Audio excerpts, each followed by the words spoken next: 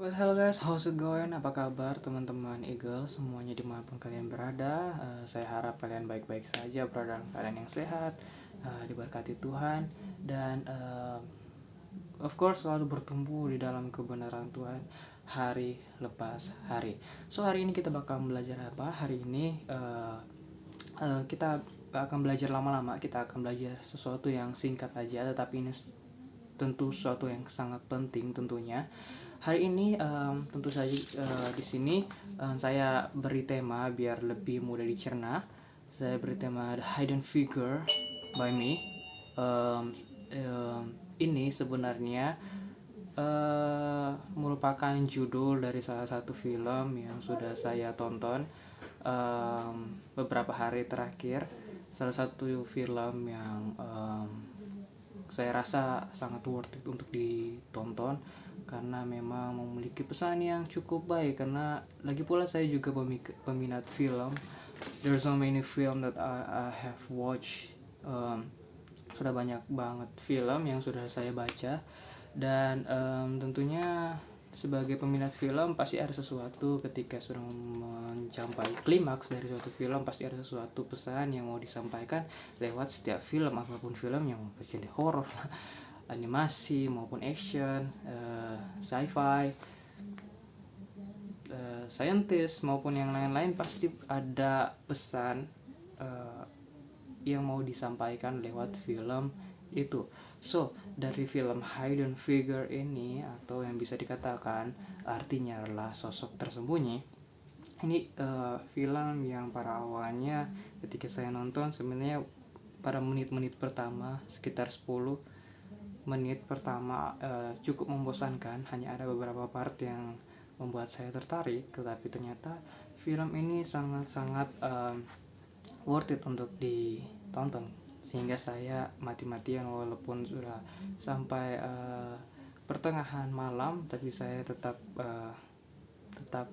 ada di depan TV saya, di depan gawai, untuk terus menonton film ini sampai akhir karena memang benar-benar luar biasa.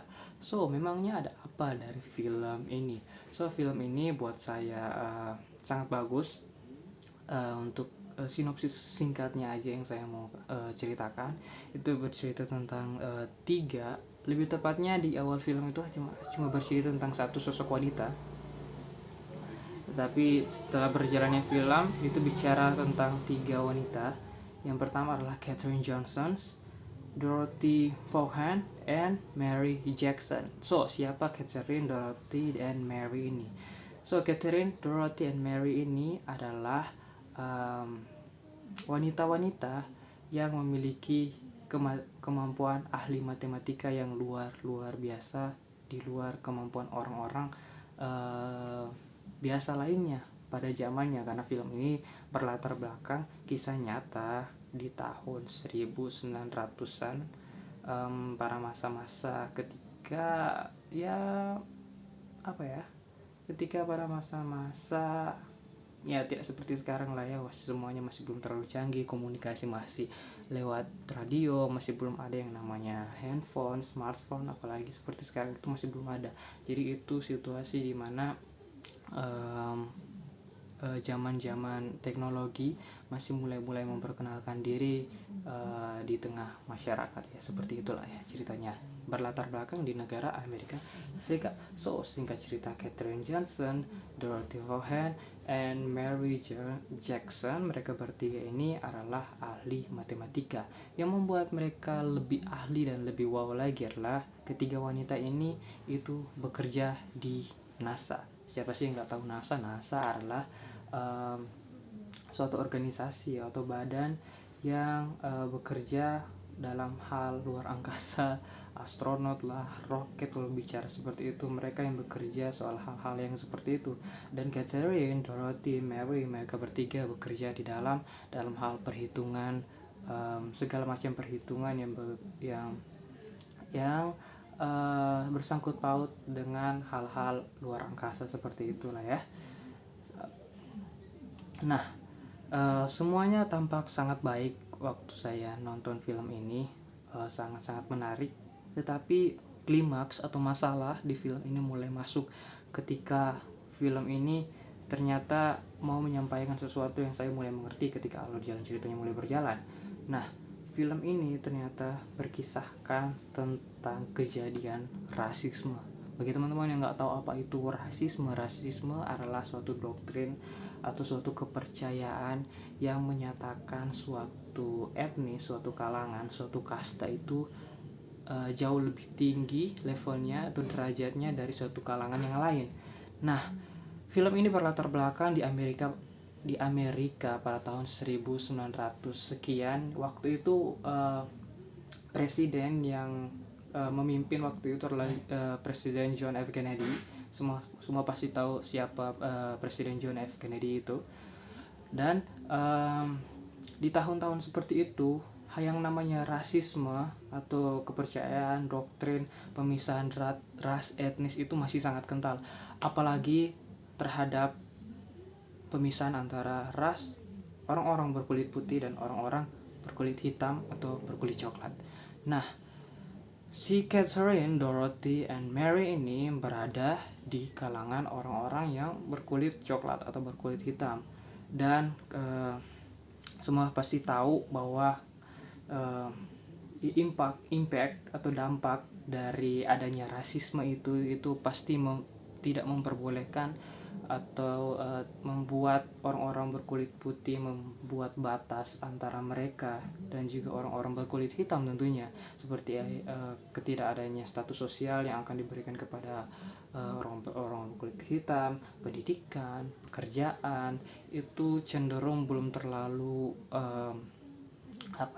masih belum terlalu dianggap berhak dimiliki oleh orang-orang berkulit hitam waktu itu, karena waktu itu masih terlalu gencar-gencarnya yang bicara soal ras, etnis, dan warna kulit waktu itu biasanya dipisahkan oleh yang namanya warna kulit, karena waktu itu orang-orang berkulit putih menganggap bahwa orang-orang berkulit hitam itu levelnya berbeda dengan mereka.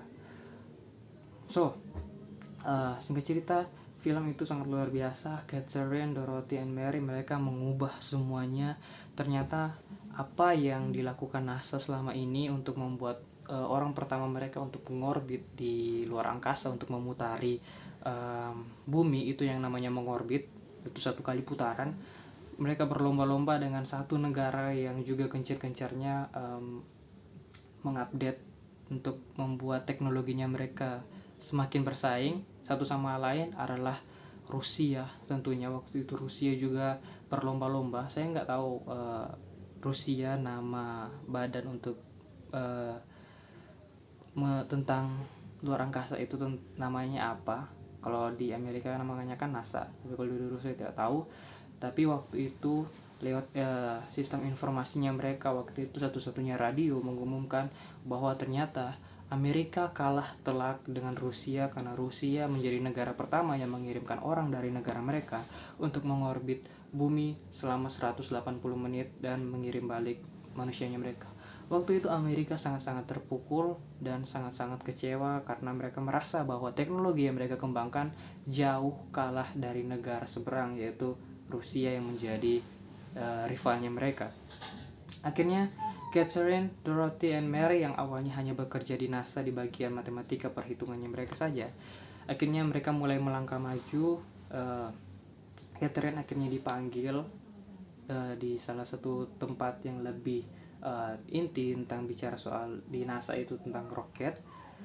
Ceritanya seperti itulah ya, Catherine. Dan akhirnya Catherine mengubah sesuatu dalam hal perhitungan, dan akhirnya orang-orang di situ terkagum-kagum karena orang yang berkulit hitam pertama ternyata mereka mampu membuat roket dan perhitungannya sangat tepat, sehingga singkat cerita akhirnya Amerika berhasil mengirimkan salah satu manusianya untuk mengorbit di luar angkasa, juga memutari bumi juga. Waktu itu nama roketnya itu adalah Francis 7, dan akhirnya berhasil mengorbit ke bumi, di luar angkasa bumi maksudnya.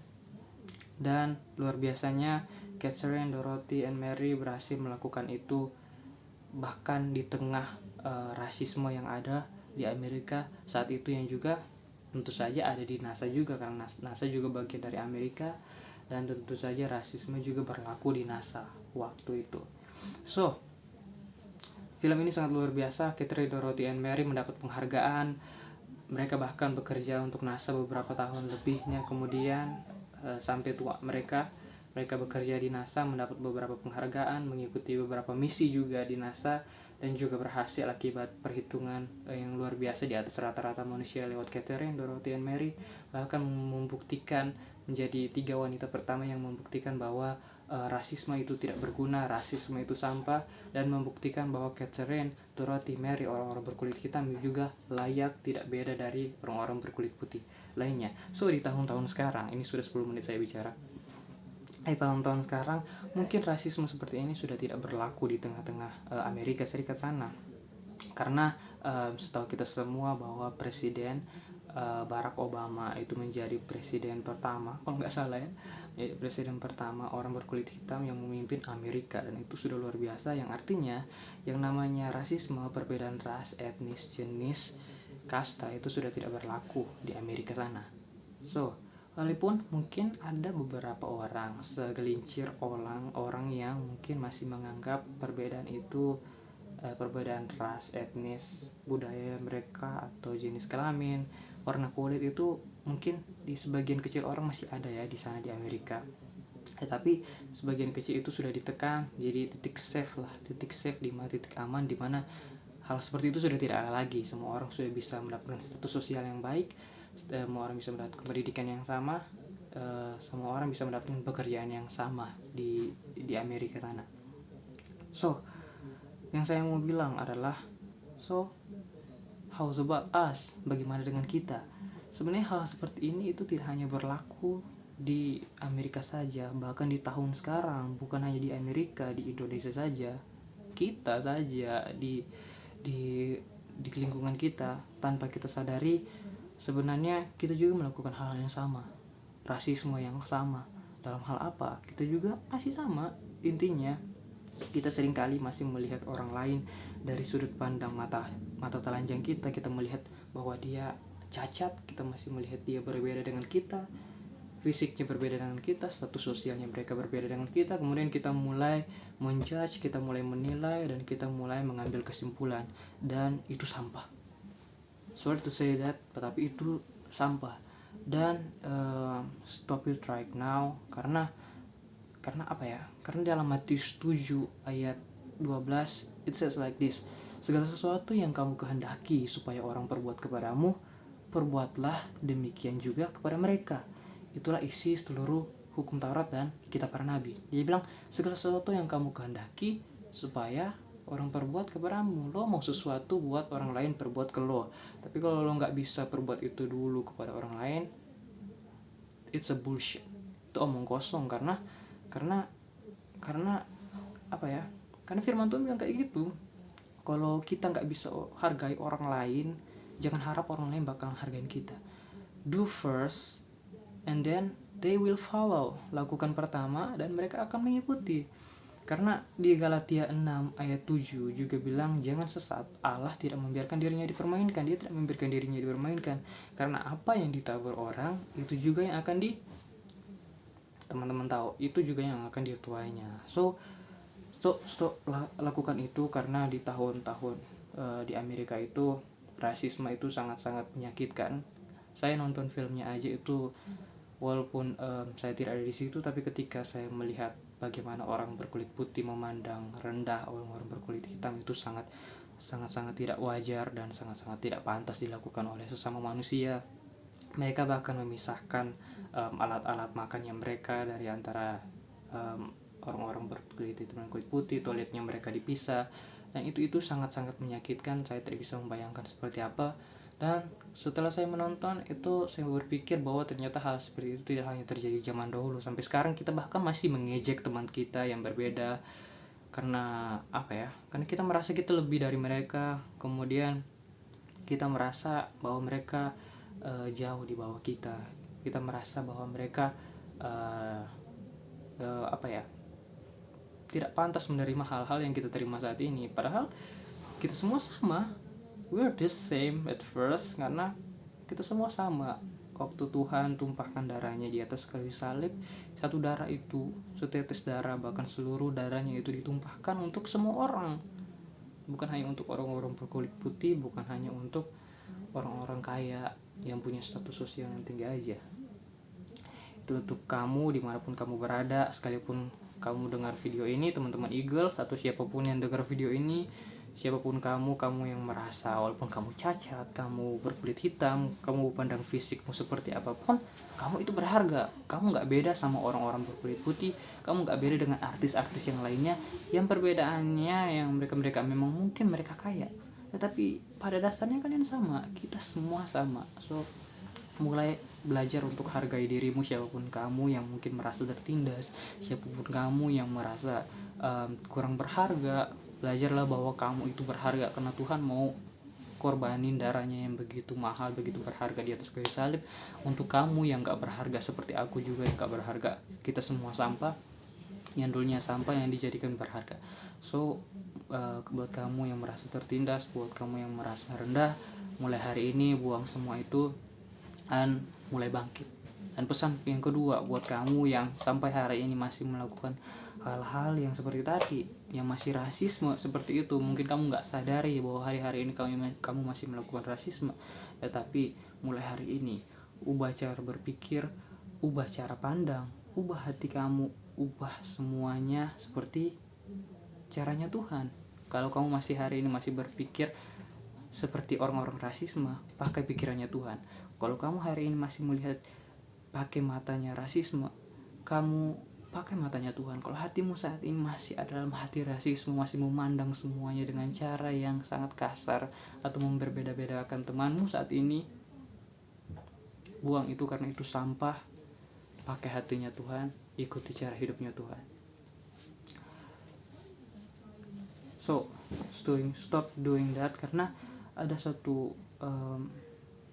istilah yang saya sangat suka, it's a blessing in disguise.